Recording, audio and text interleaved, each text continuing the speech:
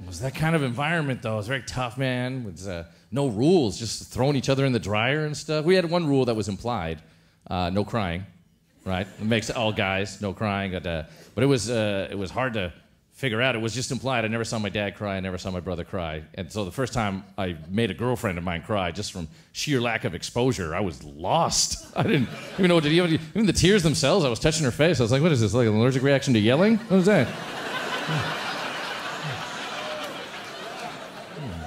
Salty.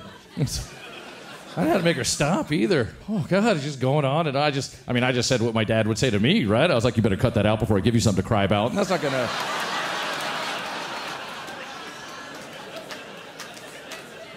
It's not going to help the situation. It was that kind of like tough guy environment, and it was hard to beat my brother at stuff because my brother was 2 years older than me, so he's bigger and stronger and like better at sports, also very cool, which is hard to beat. Like, to give you an idea how cool my brother is, my brother lost his virginity in a fort. That's pretty cool. Like an actual like wooden in our backyard, like made from plywood we found in a field and hosed off forts.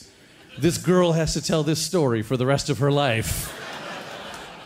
She had to sit down with her fiancé, like, what was your first time? It's like, have you ever been in a tree house? It's like that, but depressing.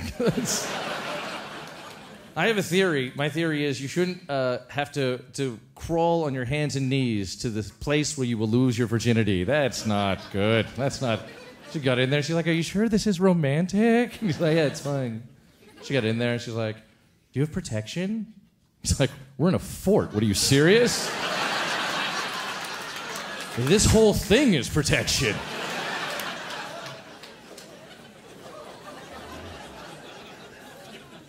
Well, I couldn't ever beat my brother because he was bigger than me and stronger than me and faster. So I thought what I would do was I would read a whole bunch of books he hadn't read, and then I would be smarter than him, was my idea. So I tried to read the encyclopedia, which is... Sorry, does that even mean anything to anybody right now? The encyclopedia? It's like a 90s version of the internet, you know what I mean?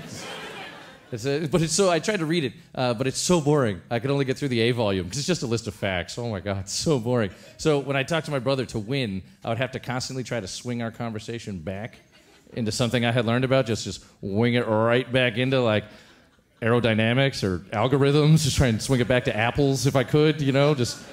Bring up some Royal Gallas, Fuji's, Crypt Pink. Those are types of apples. You can look it up when you get home. Doesn't matter. But it's like my brother would say stuff to me like, you're the definition of a nerd. And I'd be like, not according to Aristotle's theory of universals. And then he would push me down the stairs. So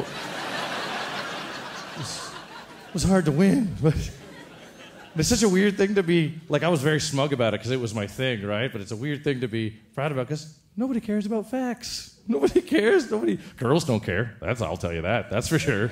I've never been at a party in my life where two girls are in a corner just go like, you see that guy over there with the beard? He knows a lot about aardvarks. Yeah, I do. Yeah. Don't feed them pine nuts. They're allergic. You can take that home with you. There you go. But it's just... I learned a bunch of facts. Nobody cares about facts. Well, here's a true fact for you. Incidentally, you don't need the word true before fact. That's what fact means. It's superfluous, but that's just a bonus fact on top of the fact I'm about to drop on you. Get ready. Here we go. Here's a true fact for you. If you brag about how often you win at Trivial Pursuit, you're going to get punched in the face. That is a true fact, which I learned when I got punched in the face. I was at a party in high school, and there's three guys talking. I wasn't even with them, just leaning in like a loser. And this one guy's like, man, I met this hottest Brazilian girl. She's from Buenos Aires. I got to go down there and visit her. And I was like, actually, fellas, Buenos Aires is in Argentina. It starts with A. So... And he was cool about it. He was like, oh, thanks. I didn't even realize I might have bought the wrong plane ticket. And I was like trying to be smug and arrogant about it because like this is my thing that makes me tough, right? And so I was like, yeah. So I got the high score in Sega Jeopardy, idiot. Boom, punch me in the face. I will tell you, if you've never been punched in the face before, you immediately learn things about yourself. Like he hit me, it was like he punched a thought into my head. He hit me and I was like, oh, I'm not tough. I can't win a fight against the guy. I was like, I hope he wants to settle this with a game of Magic the Gathering. I could do that. And he hit me so hard, my head went right back to the ceiling. And when it came back down, he was gone. And I was like, did I disappear him with my mind?